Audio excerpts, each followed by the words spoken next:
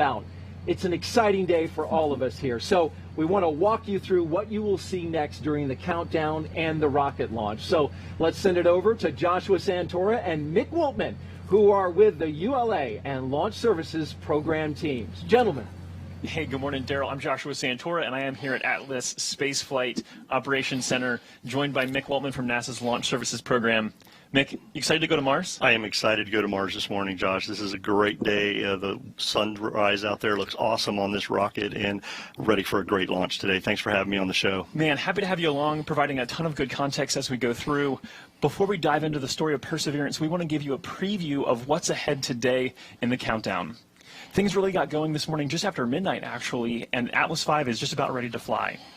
In a few more minutes, we're going to get the final check of the weather, and that weather report should be coming back really positive. It's been great all morning. We have the terminal count ahead after that. We will be proceeding through the last few minutes of the countdown, and then the drama will be at its peak at launch when the clock strikes 0, the engines ignite, and the spacecraft and rocket take flight. After successfully passing through max Q just shy of 2 minutes into flight, the solid rocket boosters will be expended and will be jettisoned. Nearly 2 more minutes and the payload fairing, what you might call the nose cone of the rocket that has been protecting Perseverance, will no longer be needed. It will split in 2 halves and fall away from the accelerating vehicle. 1 minute later, the Atlas booster will have finished its task of lifting Perseverance above Earth's atmosphere and being on the way to orbit. It too will separate, exposing the Centaur RL-10 upper stage engine that will almost immediately begin its first burn that lasts approximately 7 minutes. After coasting for more than 30 minutes, the second burn, lasting around 8 minutes, will take Perseverance out of Earth orbit and into solar orbit on its way to Mars. That sets up spacecraft separation and the final milestone we're hoping to hear this morning, the acquisition of signal. And I say hoping to intentionally because it's quite possible that Perseverance will be in perfect condition, but we won't make contact during the broadcast. So, lots more to come, lots ahead, but Daryl, we're going to throw it back over to you now to tell us more about this amazing mission. All right, thank you, Joshua and Mick. We've got a lot of really smart people and talented people that we're going to be talking to today, but let's begin with a scientist who's coming up in just a bit. We'll want to talk a little bit about Mujega Cooper, who's here. She is a planetary protection lead for this mission. Thank you so much. You've been working on this for a while, Moo. Yes, this has been 7 years in the making, and I'm so excited to share this moment with you and with those that are viewing today. I'm just ecstatic. It's fantastic, and we're in a launch period. People probably want to know, why are we launching today? Why are we launching right now? We're in a period that only comes around once every 2 years. Yeah. Explain that. The orbits of Earth and Mars are on the same side of the sun so that we can reach that destination with less fuel. So it's the best time. Short journey, less power. We like that. And we're studying the climate, the geology, and searching for ancient life. But Moo, what kind of life are we talking about here? Well, when we search, we're not going to find dinosaur fossils, right? We're likely, no? unfortunately, likely we're going to find it in the form of microscopic life. We're hoping ancient to. life. We're hoping. Yeah, we don't know if it's there, right? Yeah, don't know. Okay, well, that's why we're going. Yes. All right, thank you very much, Moo. And back here on Earth, our friends at Twitter are celebrating Mars 2020 in a very special way we want to let you know about. Check this out. If you tap the like icon on any tweet containing the hashtag countdown to Mars, you'll see an animation brighten up your screen. You can check it out. Also, the like button itself has a special little animation that you can see. Oh, right there in the corner. See that? Did you see that movie? The little sun and the rocket you should went around hit it there. That's right. You just hit it and it goes. Oh, there you go. It will also work in any language from our partner countries, including Spanish, French, Norwegian, and Italian. Wow, that is pretty incredible. That's pretty neat. Yeah. And despite the daunting challenges, NASA has a long history of missions to Mars, going all the way back to 1965 with the Mariner 4 spacecraft. Yeah, we've covered a lot of ground on Mars since then. So let's head out to California and join JPL's Raquel Villanueva. Raquel, what can you share about our history of exploring Mars? Well, Daryl, in the past, we explored the red planet with orbiters and landers, but it was the ability to move around Mars with rovers that truly helped unlock its secrets. Today, I'm joined by Perseverance Deputy Project Manager Jennifer Trosper. She has worked on every single Mars rover mission for the past 3 decades. Now, Jennifer, how does today's launch fit into the history of exploring Mars? Well, we have always been interested in Mars because It's the thing that's most like Earth that we know of. And it's a little bit different today, and so understanding what happened to Mars will help us understand more about our solar system and also more about Earth. Now, as we said, Mars exploration started in 1965 with the Mariner spacecraft flying by Mars. And in 1975, we actually landed the Viking 1 lander on the surface of Mars. And then after that, we started sending orbiters with more sophisticated instruments. Those instruments would do global mapping. They'd find the minerals. They'd find the topography of Mars. They'd actually study the weather of Mars. But we found out that those orbiters needed partners. They needed partners to go down to the surface of Mars and explore like a geologist on Earth would, where he walks around and takes pictures and maybe she takes some measurements. That's what these rovers needed to do, and that's really what started the Mars rover program for us. Our very first rover we sent in 1997, it was a Sojourner Rover. Sojourner weighed about 25 pounds and drove all of about 400 feet. But she really showed us what value a rover on Mars could have. And so then the Mars program started the Follow the Water theme to try to understand Mars better. And the first two rovers that were sent to Mars to follow the rover were Spirit and Opportunity. They landed on opposite sides of Mars in 2004, and they drove 30 miles combined. And they both found evidence that there had been water on Mars in the past. But we still weren't sure whether that water fostered an environment that was good for life. And so then we sent Curiosity in 2012. The Curiosity rover was big, it had a big robotic arm, it had a drill, it had a science lab in the front. And Curiosity was trying to understand the habitability of Mars. Could Mars have ever fostered life? Could life have ever grown on Mars? And within months of Curiosity landing on the surface, she actually found an ancient habitable environment on Mars. But we still don't know if life ever did form on Mars, and that's the goal of the Perseverance mission. Wow. Thanks, Jennifer. And now that we understand how each rover mission helps shape the other, let's get to know Perseverance. You know, Mars is the closest place that we can reach with robotic exploration that we think had a really good chance of having ancient life. The Perseverance rover will land at a location called Jezreel Crater. Jezreel Crater is a very interesting place. It's a crater that once held a lake. There are a lot of craters on the surface of Mars that could have once hosted ancient lakes, but not every crater that we think had a lake actually preserves evidence that that lake was there. It had an inflow channel and it had an outflow channel. That means it was filled. The crater was filled with water. In Jezreel, we have probably one of the most beautifully preserved delta deposits on Mars in that crater. The major goal of the Perseverance mission is to investigate astrobiology on Mars, and in particular, to address the question of whether life ever existed on Mars. The Perseverance rover starts with a design that's very similar to Curiosity, but we've added to it a whole new set of science instruments. And these science instruments were purposefully selected to help us in the search for biosignatures. We're going to be taking microphones with us. For the first time, we're going to have that human sense on another planet. Perseverance carries with her a grand experiment in spacefaring technology, a helicopter, the name of which is now Ingenuity. One of the major upgrades that Perseverance has from Curiosity is that it's able to self-drive for a distance of up to 200 meters per day. As the rover is driving, it's literally building the map of the road it's driving on Mars. Scientists for years have told us that to really unlock the secrets of Mars, we have to bring samples from Mars back to Earth. So what Mars 2020 is going to do is to drill samples, put them in small tubes. We're going to seal it in its own individual tube. We set them on the surface to provide a target for the second two missions, which hopefully will get in development in the next several years and could potentially get the samples back to Earth by 2031. Perseverance is a very, very profound first step in both our understanding of our place in the universe and a stepping stone towards human exploration on Mars.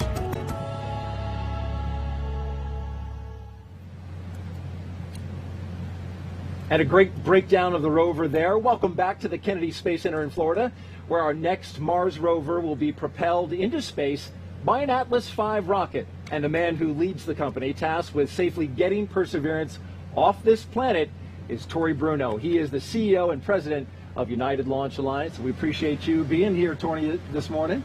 Oh, happy to be here. How is the launch team doing? How are you doing? Well, the launch team is doing great. They've been on station for hours. They're calm, they're confident, they're going through the script. I'm a little nervous, but I always get nervous before all of my 400 launches so far. Wow. You get a little nervous. Why do you get nervous? Well, you know, a rocket is such an incredibly powerful and complex machine. Everything has to go right. Nothing can go wrong. And it's just, it never gets old. It's always the same. It's always exciting. Yes. And this is a particularly exciting mission. Talk a little bit about that. This is the largest and heaviest rover that we've ever sent to the Red Planet. So how did you configure your rocket to do this launch effectively? Yeah, this is our second most powerful Atlas, the 541. We call it the Dominator. It's got 4 giant SRBs, each putting out 350,000 pounds of thrust to augment the center core. And so it has got the power to get out there to Mars, as well as the precision. It's the most accurate rocket in the world, because when we let it go, it's got about 200 million miles to travel on that transfer orbit. And precision is key. That is right, yes. So the power source for the Mars rover is a contained radioactive battery. I've seen it up close, and we had to alter the way we behaved around that. Yes. How has that changed your team's efforts? Oh yes, the operations around that are completely different. Now, we have a lot of experience with these. We've flown all of America's RTGs, and we're the only provider that is certified to handle them. But, you know, it is still 11 pounds of plutonium, as you saw. Yeah. And in this particular case, the one very special thing was to install it in the VIF, where we would normally never breach the containment around the spacecraft, because it has to be clean and biological free. Right. But we created a portable clean room and brought this nuclear battery out and installed it in the machine while keeping everything perfect. Awesome. Can you explain what the VIF is, actually, before I let that go? Yeah, the VIF is the Vertical Integration Facility. So these rockets are so gigantic, we build them in a factory, but we can't assemble them there. Atlas and Perseverance are standing 20 stories proud right now on the pad. So they come to Canaveral in pieces on our rocket ship, and then we assemble them in the Vertical Integration Facility. And normally the last thing would be to bring an encapsulated, under the fairing, perfectly clean and prepared spacecraft and put it on top, which we did, but then we opened it to install the MMRTG battery. Yes. Now that came late in the process, and that was intentional. Yes. You mentioned there's a certification for who certifies the rocket? So NASA certifies the rocket, and then NASA and the Department of Energy certify a provider like us to handle a nuclear payload because of all these special requirements. Very good. You know, when you were preparing for this mission, you couldn't have imagined, a year ago that you would have a coronavirus pandemic wreaking havoc on this state. How did you handle that, and how did you overcome it? Yes, well, you know, the one big lesson learned here is you can't buy back time. So when this broke out, our response was early, it was aggressive, and fortunately it was effective. So we did all the things you might be familiar with. You know, we wipe down every surface every hour, we deep clean every evening, we are wearing PPE, we have our teams spread out, we actually change the flow of the work to keep our people safe, but to also keep these vitally important missions going. And of course, I can't say enough about our team. They're so disciplined and so courageous to persevere through all of this, and now to make our third launch under all of these mitigations. I'm just so proud of them. Well, Tori Bruno, CEO of United Launch Alliance, we appreciate you being here, sharing your knowledge with us. Good luck with the rocket launch today, and enjoy it. Thank you very much. Go Atlas, go Perseverance. All right.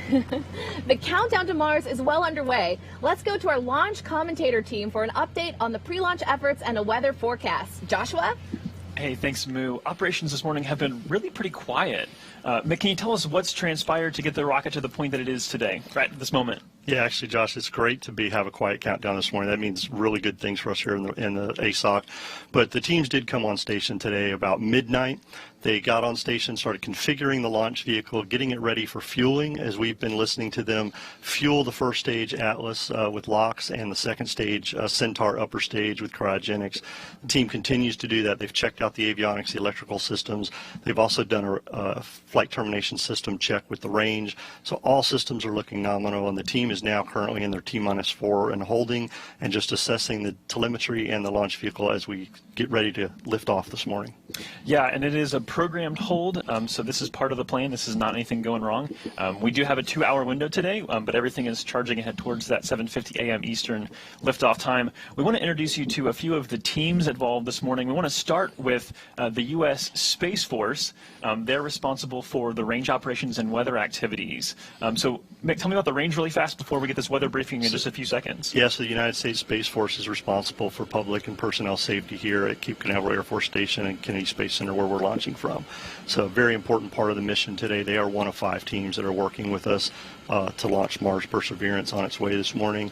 And an important part of that, not only public safety, but is they also do weather for us to make sure that everything looks good. As we saw that sunrise this morning come up right behind, everything is looking good. So. RC, LC, that one. RC, conduct weather briefing on Channel 8 Weather Conference. Roger.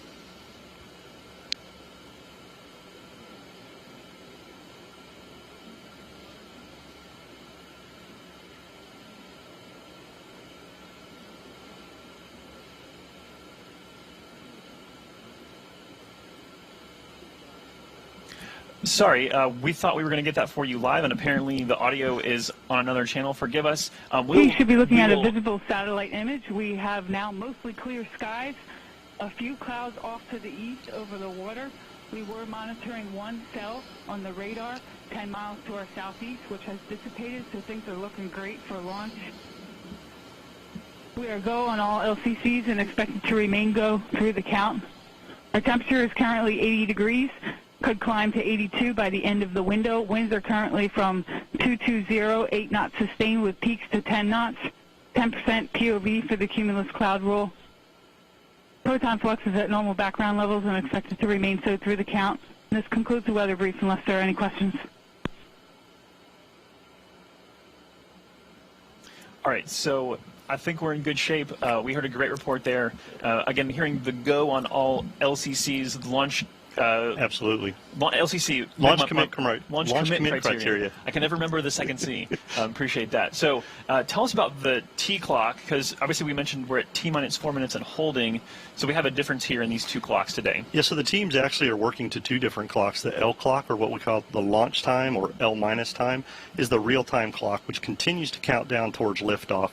T-time, that's the clock that the team uses for operational sequences of events in the procedure. This time has built-in holds in it, one of which we're in right now, 30-minute hold, which allows the team to adjust things that they need to do throughout the countdown tonight.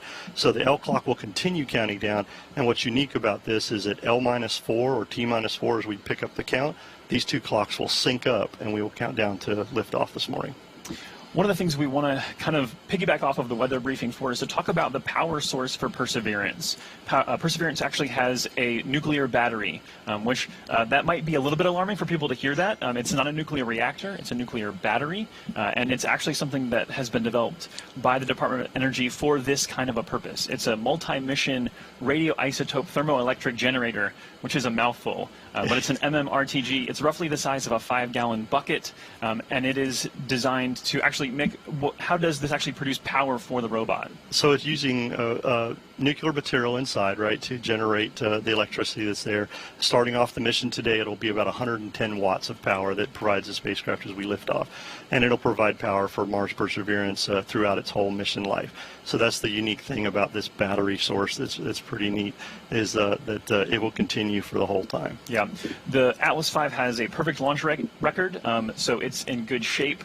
So we're not expecting any problems, but if there were a contingency today, we'd want you to stay with us to talk through some of the details, and we'd be providing advisories. We have teams that have been focused on this specifically, and they're working towards making sure that everybody is safe, and our robotic explorers are safe as well. So that's going to do it for now. A great weather briefing. We'll send it back over to you, to Daryl and Moo. Thanks, Joshua. With the countdown to Mars well underway, we want to take a moment to honor our country with the singing of America the Beautiful. We are proud to present to you now two-time Grammy Award-winning singer Gregory Porter. The beautiful baritone voice of Grammy Award-winning singer Gregory Porter. That was outstanding. It was so emotional. If really I could launch the rocket right now after that, see some rockets, red glare, I say it's perfect. Thank you very much, Mr. Porter. We appreciate that. So, Perseverance will seek to unlock many mysteries about Mars, but remote scientific instruments can only go so far. Joining us now to talk about returning Mars samples back to Earth is Dr. Lori Glaze, Director of NASA's Planetary Science Division. Thank you so much for joining us today. It's my pleasure. Happy to be here. Yeah. First, can you talk to us about the value of studying Mars samples here on Earth? You bet. So one of the most exciting parts of this mission, of course, is that we're going to drill samples that we're going to go back to Mars and pick up and bring back to Earth. And part of the reason for that is, or the main reason is, that we can only go so far with the instruments that we have on the rover. They're wonderful, it's a great suite, but nothing compared to the state-of-the-art instruments in the laboratories around the world. So we really want to get those precious samples back here so that we can do that really in-depth analysis of the samples here.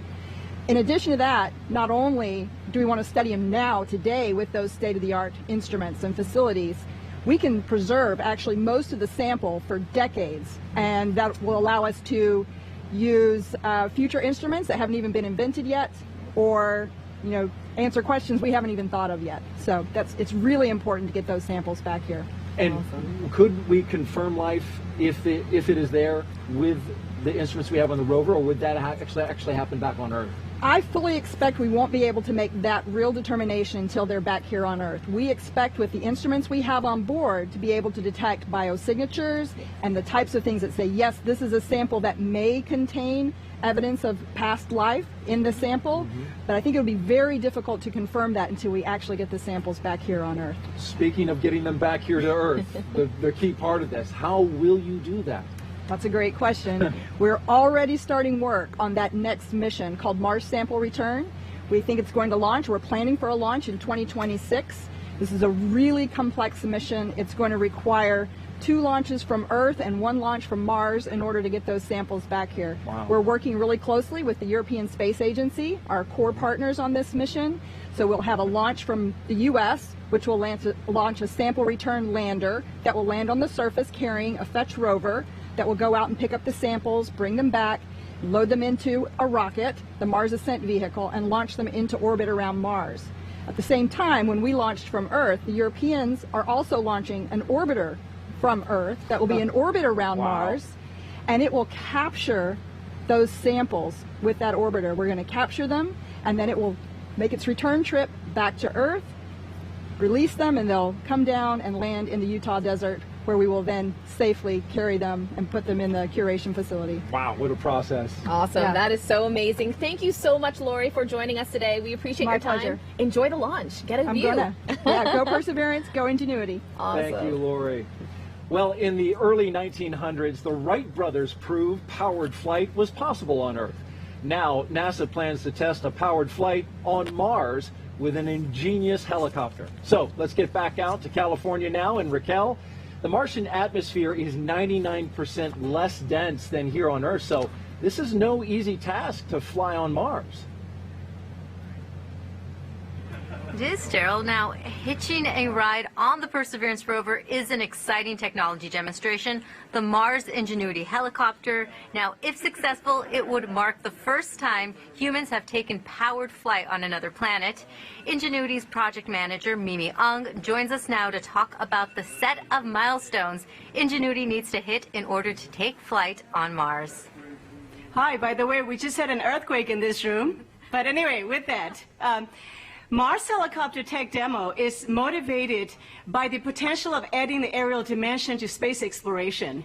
In the future, a helicopter can serve as a scout for rovers and astronauts. A helicopter can get us to places of high scientific interest that cannot be reached today. It's not easy to build a rotorcraft for flight at Mars. The atmosphere there is very thin, about 1% compared to that at Earth. So a helicopter for Mars has to be very light and have a rotor system that can spin very fast. Behind me is the full-scale model of Mars helicopter Ingenuity. It's very light, 1.8 kilograms, about 4 pounds. It's capable of flying through the thin atmosphere of Mars and is capable of surviving and operating autonomously. There is a set of milestones between now and Ingenuity's first flight. The very first one is when we turn on the helicopter and the base station to check their health. First time operating in true space environment. The next major milestone will be when Perseverance Rover deploys Ingenuity helicopter to the surface. The deployment will also mark the first moment the helicopter starts to work on its own in a standalone manner. It will never return to the rover.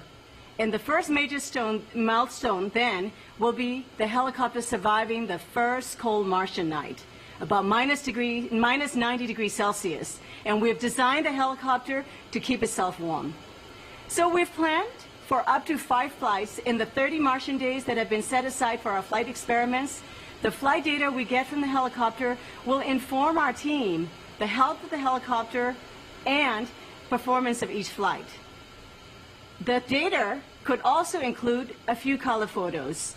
First ever photos of Martian terrain taken from aerial vantage. That would be true icing on our cake. Cake, Mimi, thank you. And you're right, we did have a little bit of a shakeup, but everything seems to be okay right here so far. And we look forward to Ingenuity's first flight. And with that, let's head back to KSC as we continue the countdown to Mars. All right, thank you, Raquel. When the name Perseverance was chosen for the rover, our country was in the early stages of the COVID-19 pandemic. Now, the name is also a fitting description of what NASA teams needed to get this rover to the pad on time. Joining us now is NASA Administrator Jim Bridenstine. Thank you very much for being here, Jim. Perseverance is meaning a lot, and that includes recently a 3.9 earthquake that we have reports of in California. Yeah. We just saw our own Mimi Young. She said things were rattling there. So we are persevering a lot. Good thing we're not launching from Vandenberg today. Hey, you're absolutely right about that. Things looking good here in Florida. I want to ask you, why did you choose to move NASA forward on this launch in the midst of a global pandemic? Oh, well, there's a number of reasons, but I think the biggest thing is, the public wants to see the United States of America and our international partners do stunning things. And we have a history of doing amazing things in the most challenging times, and this is no different. So look, here's the other challenging thing with Mars in general. We can only go to Mars once every 26 months when literally the planets are aligned, and if we miss this launch window, it would cost us $500 million to store this vehicle for the next 2 years. And so there's a lot of reasons to go forward. Some of it is financial, the NASA budget, and then the other big reason is Americans want to see us continue to do big things. I want to be really clear though. We have made sure that all along this process, if somebody didn't feel comfortable working on this project, they had the option to not work on this project. And I will tell you, we didn't find that very often, if at all. Mm-hmm. I will also say that our highest priority was the safety of our people, and we wanted them to know that if they come to work, they're going to be safer at work than they would be if they stayed at home. And of course the personal protective equipment, the social distancing, the changing of schedules in order to minimize people working on the vehicle at one time.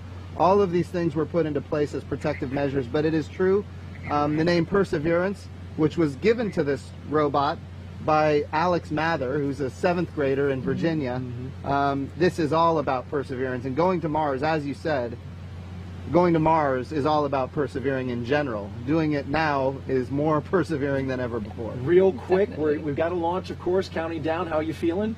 Well, nervous as always. This is a lot of money at the top of a rocket, and of course not just the money, but the entire life's work of so many, thousands of people. So look, it's going to be a good day. We're knocking on wood. Right. But it's going to be a good day for NASA. Thank you very much for being here, Jim. Appreciate Always. your leadership. Thank you. You bet. All right. Thank you so much. We are now at L minus 14 minutes and counting. Let's check back in with Joshua and Mick to get an update on preparations to launch the rocket. Joshua, there's an important poll by the Launch Services Program happening soon, right? Yes, absolutely. So the countdown is continuing. Obviously, a status report, we heard them talking about the earthquake, and everything is still good. We're hearing that on the back end that things are proceeding well. No major issues or hiccups because of that. Everything going well. The savvy viewers out there will notice the clocks in motion, 2 clocks actually. The countdown clock there behind Daryl and Moo is at 4 minus and holding, excuse me, at T minus 4 minutes and holding. But the clock on your screen now is the L clock, and that is continuing to count down towards that 7:50 a.m. liftoff time. Yeah, that's exactly right, Josh. As we talked earlier, the L time is the real-time clock that continues to count down to 0. At T minus 4 and counting, the 2 clocks, the T clock and the L clock, will sync up as the team continues to work their operational sequence events and the procedure. So the team is very focused this morning. As you already mentioned, the earthquake that was brought up, the team has assessed that and looked at it, and they're doing a great job and getting us to 0 this morning.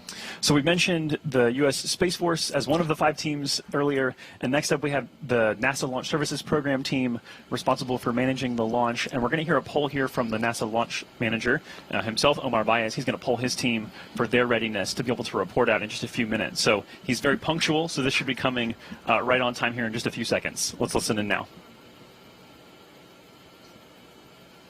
This is the NLM on the NLM net. Currently working, no issues on the range or the launch vehicle. Weather is green, 10% chance of violation, and winds aloft look good for the entire window. The spacecraft did experience some earthquake activity at their control center in Pasadena, but appears to be ready to proceed. And with that, I would like to poll the team for final launch poll and spacecraft configuration. NASA CE. NASA CE is go. SMA. SMA is go. SMD. SMD is go. NASA Mission Manager. NASA Mission Manager is go. LSP. LSP is go. Copy. NASA team is ready to proceed. All right, so we heard NASA team is ready to proceed.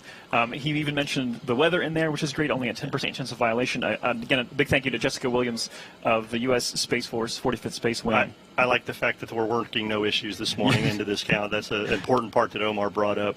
And the team, you know, one thing you need to understand about the NLM is it's a combined NASA team of spacecraft and engineering. So hearing all those goes is good this morning. Yep, and we're going to keep moving because we got a lot to do still. We're going to throw it back out to you, Daryl.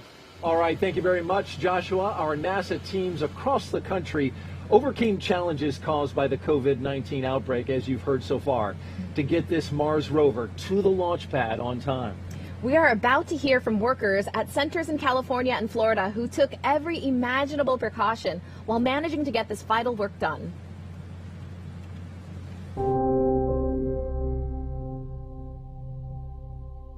When I saw the country shutting down, I thought for sure there is no way we're going to be able to continue this. It's something that nobody expected. It's something nobody could plan for. Rather than your first priority being mission success and getting to the launch pad, your first priority immediately gets displaced, and it's now the safety of the people. I was seriously thinking Mars would be Mars 2022. It took a lot of work to put stuff together in order to keep momentum going, to keep people working safely, keep them healthy, and to keep the project on schedule. There's no doubt that working in isolation, not virtual isolation, but in physical isolation from everyone else, is a challenge. It's hard for me. I have 2 young kids. Sometimes I'm not able to focus or listen probably as well as I would want to. A lot of our work was occurring in a clean room anyways, but that meant that even before we entered the clean room, we had to find ways of ensuring that we were not putting ourselves or others at risk. Most of the time for these missions, our relation with the spacecraft customer is incredibly important. So usually we're able to be here working beside them on their equipment and making sure that all of their needs are covered even before they ask for it. It is a challenge, but we're used to meeting unique requirements here at the hangar, and we pride ourselves in our flexibility. This is just another mission, just with a different set of obstacles that we have to overcome. It might not be, you know, like a broken rocket, but it's it's got its own challenges. Our job is to go into the unknown. And this is just another example of the unknown. How to make this job happen when you're doing it largely through a computer screen.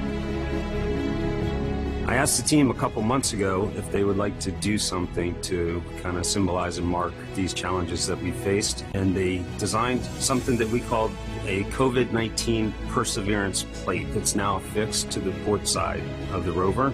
It has a globe representing all of us that face this challenge together, the spacecraft leaving the Earth on its way to Mars, and all of this supported by the now familiar staff and servant of the medical community. And we hope that this mission, in some small way, can inspire them in return.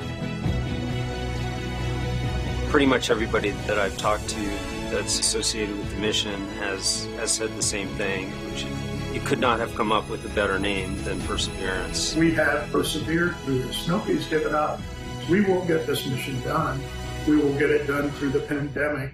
I think it's a really important symbol of humanity, hopefully persevering through this great challenging time that we have right now.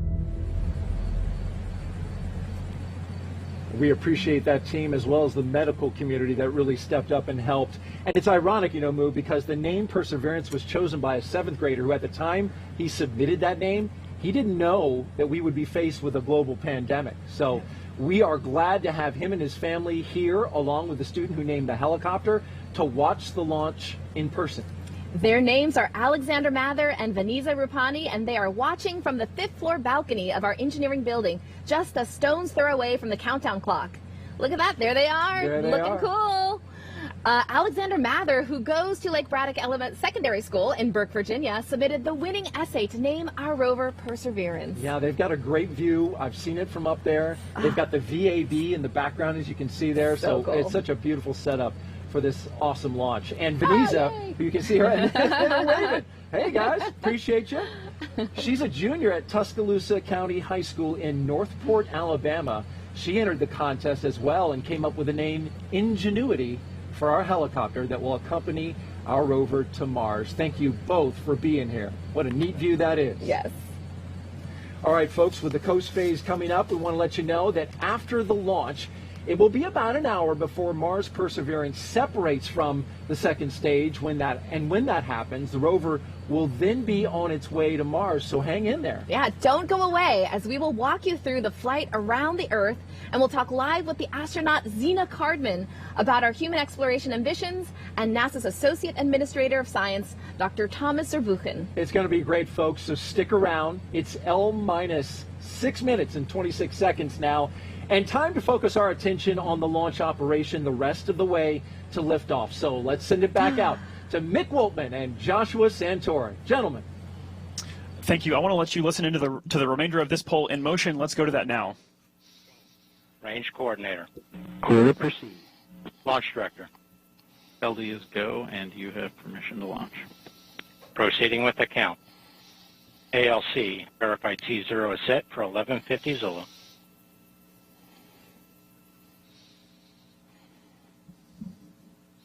So 11:50 Zulu. That is 7:50 a.m. Eastern time. So that time is correct. As I'm watching Josh do the calculations on his finger there. Get my advocates out. No. So there's a lot to come ahead. One of the things coming up in just a few seconds. 5 minutes, 30 seconds. OS, NSC. Go, NSC. Spacecraft on internal power and timer set for T0 of 1150 Zulu. Roger. OS, start list data capture. Roger. Fantastic. All steps are complete prior to terminal count. LC switch is ready. Awesome. So things are really starting to pick up here. You're going to hear more and more chatter on those nets there. That call was to say that Perseverance is powered and ready to go, which is a phenomenal call. Yeah, a couple things happened during that time, right? Is launch conductor, ULA's launch conductor, Scott Barney, pulled the whole ULA team. They were all go. We got to hear the third of our 5 teams. The third of our 5 teams. We got to hear the end of that where the range was clear to proceed, and ULA's launch director, Bill Cullen, gave the authority to go for launch this morning at 7:50 a.m. Then we got to hear from the JPL spacecraft team that they are the fourth team, that they are on internal power, and timers are set. They are targeting a liftoff of 7:50 a.m. this morning. So all things are looking good for us, Joshua, this morning. It's so, we talk about being nervous and excited. This is right here where we're nervous and excited. Yes. There are a lot of things happening as we get ready to count down to the liftoff this morning. We have about 15 seconds left in this hold before we pick up the count. Yeah, we're going to listen into that. The fifth team, the one we haven't mentioned yet, is the Department of Energy, who is responsible for the MMRTG, the power source for Perseverance. 3, 2, 1, mark. Awesome. So this is now the terminal countdown. This is that time when things become more and more automated over the next few minutes, and the energy's building, but the focus is increasing exponentially. Yeah, as Tori said during his interview, the teams are very disciplined, very focused on what they're doing, the operational sequence of events that they're following. They are making sure everything happens, especially in this T-4 and counting period, because there's a lot of things they have to do. They have to finish topping the vehicle, make sure that all the tanks, first stage, second stage on Centaur, are at flight pressures and full of fuel, ready to go for this morning. They have to make sure the FTS system is armed and ready for personnel safety, just in case, so that the range can do that. They have to check the electrical and avionics systems. They have to make sure that the flight computer has all the information it needs to place Mars 2020 into the orbit it has to. So a lot of things going on. Exciting time for the team right now, but again, staying focused and following that procedure they've got. 3 minutes. As we look ahead to post-liftoff, I want to kind of preview for you what's going to happen, because there's going to be a lot going on. You're not going to hear much from us. You'll actually be hearing from the ULA flight commentator, Jesse Gonzalez. He'll be kind of giving those calls past liftoff that will walk us through maximum dynamic pressure and into SRB separation, and then into fairing separation, booster separation, and then the first main engine ignition of the Centaur, yes. RL-10. And so then you'll kind of hear us jump back in and help provide some more context to what's going on. We encourage you to stay with us for the rest of the show. There's a ton more content we have to bring you, and we are far from over. I want to emphasize that the countdown to Mars is not done at 0 today. The countdown to Mars ends in February, when Mars 2020 safely delivers Perseverance and Ingenuity to the surface of the red planet. So we're going to let you listen in now and enjoy the last couple minutes of the process of launching a rocket.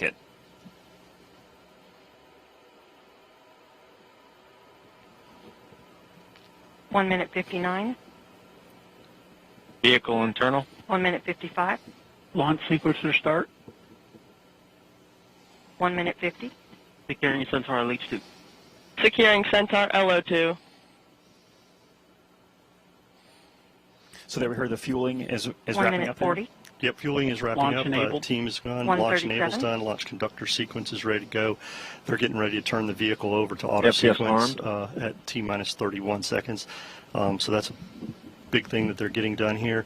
At T-25 seconds, we will hear the team give their final goes that everything is ready and 1 the minute launch 20. vehicle is ready to lift off and OCU perform armed. this mission. SCS count started. 1 minute 15. Produce ECS for launch. Roger. 1 minute 10. Then valves locked.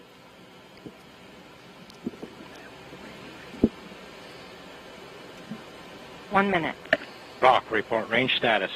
Range green. That's good to hear, Joshua, right That means there. public safety there is accounted for. The FTS system, there you see on your screen a beautiful shot. The skies look great. There is little wind happening. You'd be able to see more of the venting. If there were wind, the trail of that venting. So we're ready to go. And actually, that's an important point. The reason we don't see that Stable venting at is step the 3. vent valves have been locked up to put flight pressure into the tanks. And as we just heard, they're stable at step 3, which means the tanks are ready to go. And here at about 5 seconds, we will hear the team ECS reduced for launch. give their final go. 25 seconds. Status check. Go Atlas. Go Centaur. Go Mars 2020. There we go. We are ready to go lift off this morning, Joshua.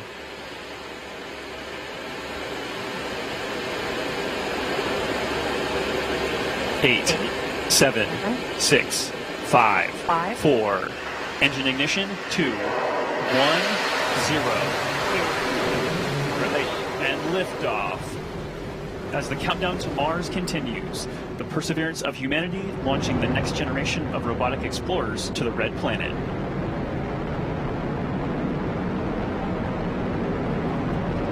And Atlas PU has gone to closed loop control.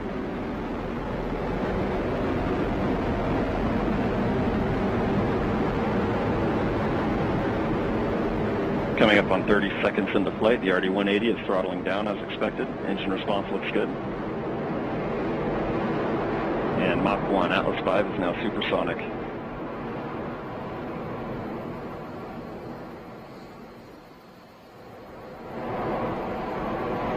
And passing 45 seconds into flight, vehicle is now passing through max Q, maximum dynamic pressure.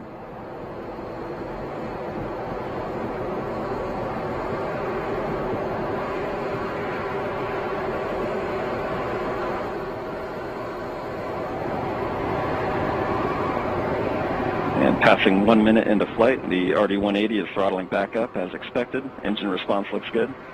At this time in flight, the SRB chamber pressures remain nominal. The RD-180 pump speed and fuel injector pressures are responding well to demands on the engine. Standing by for SRB burnout shortly.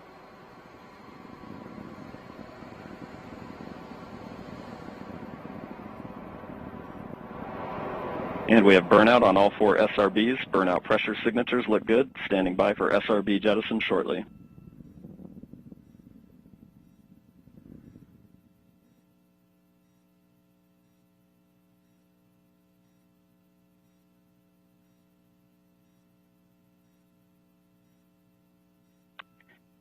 And we have a good indication of SRB jettison of all 4 SRBs.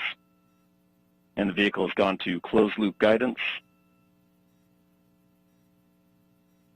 Vehicle body rates are responding nominally at this time.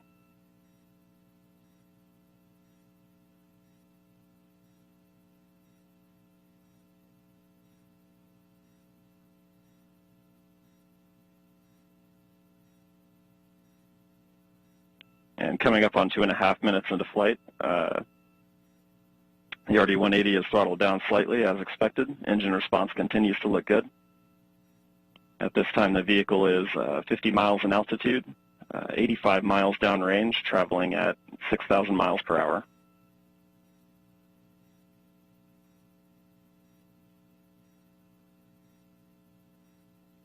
And the Centaur reaction control system is now pressurizing to flight levels.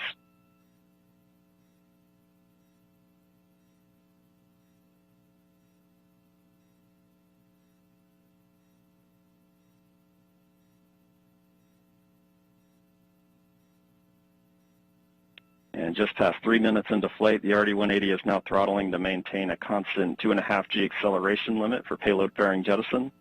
Engine response and vehicle acceleration look good.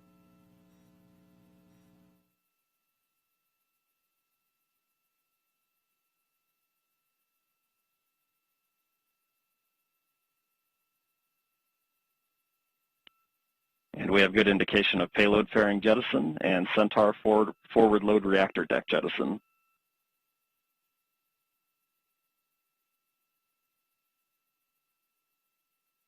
And the RD-180 is throttling back up to attain a 4.6 G acceleration. Engine response continues to look good.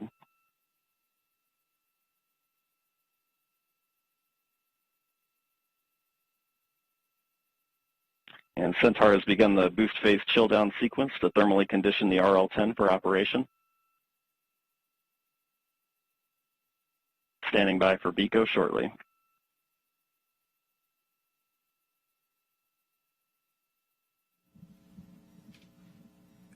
BECO's the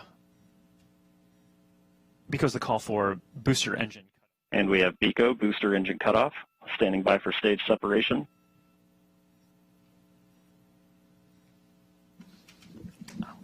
And we have good indication of Atlas Centaur separation. So there you're seeing live footage. And we have the Mark 1. RL-10 operating parameters look good. Chamber pressures are stable.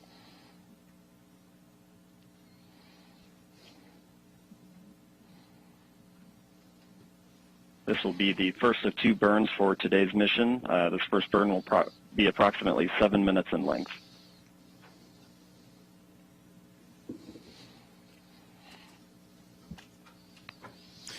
So, Mick, that's pretty exceptional footage there. That's live video. We will see that switch over shortly into an animation that kind of helps let us know what's happening with the rocket. But right there, a beautiful liftoff. Fun to feel that rumble in the building here as we proceed towards orbit and then towards Mars destination. Yeah, absolutely. It was great watching an on-time liftoff of the Atlas V with that little over 2 million pounds of thrust. Cleared the tower in roughly 5 seconds. Josh, you and I worked the InSight mission, and if you recall, that mission on the West Coast took about 17 seconds to get past tower. So with those 4 solids today, this thing really got out of here and on its way. And it's, as we hear from Jesse, everything's looking nominal, and all vehicle parameters are within the design limits, and we're getting ready to come up on a main engine start for that first burn that Jesse was talking about. Yeah, so recapping this countdown to Mars, the stations began to be filled up this morning just after midnight.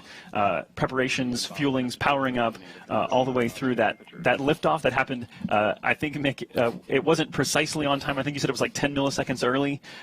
So it's pretty much dead on. Yeah, dead on. This team does a great job. As I said, they're very focused, very disciplined. As Tori also said, courageous.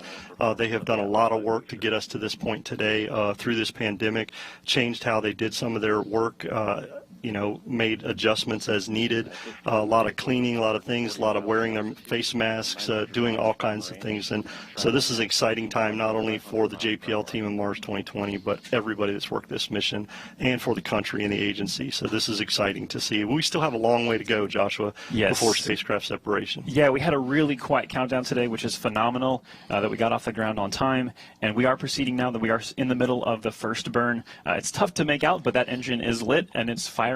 So we are in motion. There you go. There's that animation we talked about. The telemetry there as we switch to a TDRS compatible data format. TDRS. Overall telemetry quality is very good. The space tracking system. So there you go. This is not an actual video, but this is an animation that's driven by real data. So although we're not actually seeing the engine on screen right now, we can see that the engine is lit, and that is driven by the data that says that the engine is truly lit and we're in this burn. Yeah, the launch vehicle continues to send telemetry to the launch team via the TDRS network, as you mentioned, and that allows them to continue to watch what's going on and make sure all their sequence of events meet their timeline. We continue on a nominal flight this morning. This first burn, as we heard earlier, will be about 6 minutes. This will get us into that park orbit around Earth, allow us to get on our way, and then get into that approximately 30-minute coast period that we're going to have. 8 minutes into flight, beginning to see the Centaur PU system balance out mass errors, seeing very stable body rates in the Centaur. So we've mentioned 5 teams at play, and although if you were watching, hopefully you got a chance to see this in person, if not on camera, it's easy to kind of say, oh, it's over, like job done, but all 5 of these teams still very much engaged, still very much focused, because there's a lot of work ahead as we proceed through this first burn, and then a coast phase, like you mentioned, Mick, and then a second burn, and then spacecraft separation and the acquisition of signal from Mars 2020. So a lot more coming up here. Mick, I know for Launch Services Program, you guys manage the launch. So what does that mean? I mean, this is you guys' work in action right now. By the way, that's the 5th team that we didn't get to mention. We talked about JPL, we talked about DOE, we talked about United States Space Force, and United Launch Alliance. LSP, we are like the brokers to select this launch vehicle and help with manage this mission. So we get our spacecraft customer, the JPL folks, they come to us. They have some certain requirements that they need for this mission. The Launch Services Program made up of engineers and flight analysis folks, and they look at everything, they help define those requirements, and then we go out and procure a vehicle from a commercial partner. In this case, it was the Atlas V541 for the Mars 2020 mission that was needed for performance, right? As you and I have talked over the last several days, Josh, one of the things that was important for us to look at was that performance, to be able to get Mars 2020 onto that transfer orbit into solar orbit to intercept Mars in 7 months. It's kind of analogous to a football game, right? With a quarterback trying to throw a pass downfield. You need a quarterback with a lot of performance who can get that ball down there where it needs to be, so the receiver can intercept that. In our case, 7 months later. There you go. Yeah, it's the longest football pass ever. The Earth is the quarterback, the Atlas is the quarterback's arm, Perseverance is the football, and Mars is the receiver. That's exactly right. And what we also talked about is that technically, you could launch to Mars at any time if you had a rocket that was powerful enough. But this is the launch period every 26 months or so, as we've talked about, that makes the most sense because you require the least amount of energy to get to Mars, because it takes a lot to get there. Obviously, like the Atlas 541 is a workhorse. Yeah, as Tori said, it's their Dominator. There you go. I love that name for the Atlas 541. But we heard Jim Bridenstine, our NASA administrator, tell us that if we didn't make this launch period, we would be down for roughly 26 months, it's right? tough. So the period started July 17th and goes to August 15th. Today, July 30th, was one of those launch opportunities that we had. We had a 2-hour window, and within that window, we had several opportunities. 25, actually. Yeah. 25 opportunities. And we launched at the beginning of the window on our first opportunity to get Mars 2020 going on its way. And that, you know, that sounds like a lot, and it is. The flight analysis group, both at JPL, LSP, and ULA, did a lot of work to pick out those target sets and figure out where we needed to be. So they've done a great job, and we'll see how this mission continues. So, Mick, tell us about the 2 burns required here, and we're actually coming up on the end of the first one. Ultimately, a lot of people probably, and myself included at some point, just like, why wouldn't you just keep firing the engines? Just fire all the way through and get to Mars in one shot. So the first burn gets us into that park orbit we talked about. We've lifted off, we've left Earth, we've got into a park orbit around Earth right now. And while we're in that park orbit, we will perform some maneuvers to kind of roll Mars Perseverance and the Centaur and coast during that time, basically setting itself up looking at the sun and away from the sun to control the thermal environments that are on Mars 2020 during this coast period. That coast period will allow us to coast around into the position that we need so that we can have that second firing to get the velocity needed to head off into Mars. Yes, and we will be back for that second burn in just under 30 minutes now. But for now, there's more to learn about this mission and all the amazing science that's involved. Daryl, back to you.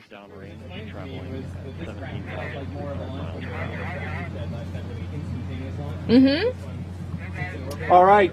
Thank you very much. Great launch and great job, guys. Back outside now to recap. An Atlas V rocket carrying Mars Perseverance Rover launched on time from the Cape Canaveral Air Force Station at 7:50 a.m. Eastern Daylight Time. Incredible. After the rocket took flight, it separated from the first stage and was then boosted into orbit by the Centaur's second stage.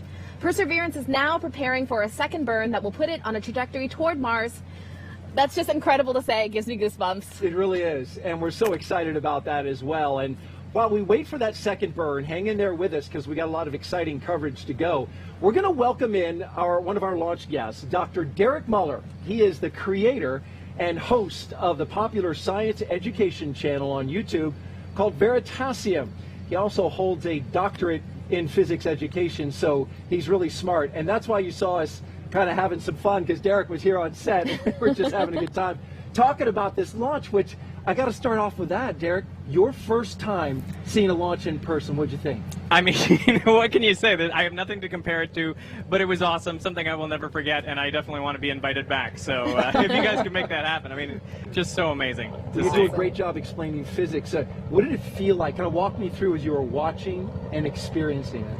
Well, it's like all the physics goes out the window a little bit. It's a very visceral moment between you and this very powerful craft.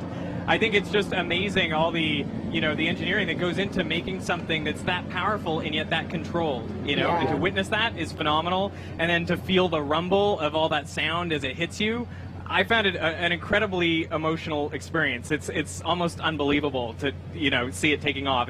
It's very surreal, that's for sure. Nice. What excites you the most about the Perseverance Rover? Well, the Perseverance Rover is going to do a lot of great science. So I'm excited, for example, that it's going to cache samples that we're going to bring back. You know, super excited that we're actually going to have samples from Mars in our hands. And I think that may clinch whether we can see that life is actually there. But I'm also super excited about Ingenuity, about the helicopter, which I got to visit out at JPL before it was strapped to the underbelly of the rover. And to think about flying a rotorcraft in, you know, another world, essentially, in a place that only has 1/100th the Earth's atmosphere, it seems audacious, and I am impressed and amazed, and I can't wait to see if it works. You know, I I'm cautiously optimistic. I think the team is phenomenal. And you did, in fact, a YouTube story on it, a piece on your channel, and did a fantastic job going to JPL. I did, yeah, and I was just so lucky that it was like there, you know, a meter or two away from me on the other side of a door in a clean room, and that was, yeah, one of the great moments of my life, yeah. That thing's going to Mars. Exactly, yeah, and it weighs like about as much as my laptop. Yeah. And you think about, you know, it's you know, substantial in its size, and it's going to go there and take off and fly all by itself, because of course we can't control it, given the time delay and everything. That is, I just think, one of the pinnacles of human engineering. Yes, absolutely. Now, this is going to do some big science as well. What are your thoughts on the search for ancient microbial life on another planet, Mars? Well, you know, I think chances are good that Mars once harbored life. It was so similar to Earth in the past. One can only expect, you know, life probably sprung up there as well. But I'm really excited for us to get that confirmation, because I think it really transforms our ideas about life and, you know, how frequent it is. Right now, all we have is this sample size of one Earth with life, you know? If we find another one, that's 100% more information and data, and I think it's likely that that life will not be exactly like ours. And I think it'll be fascinating, everything we can learn about, you know, other potential forms of life just by finding, you know, life on another planet. You seem to suggest that you think there is life.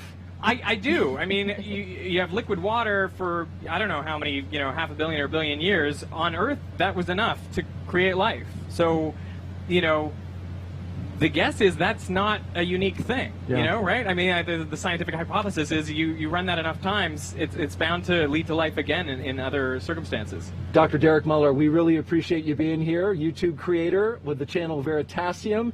We know you have a 2.5-week-old child your wife is holding out. There are very few things that I could leave for, but this launch, that is one of them. Thank you so much for doing so. Get a selfie with our full-size rover back here. You see that? Please. I definitely will. Very good. Thank you so much. There has been a lot of anticipation by NASA teams leading up to this launch, but some won't be able to fully celebrate until the rover has safely landed on Mars 7 months from now. Raquel, you're there with the Mars mission team at JPL in California. How are they reacting to seeing Mars 2020 take flight?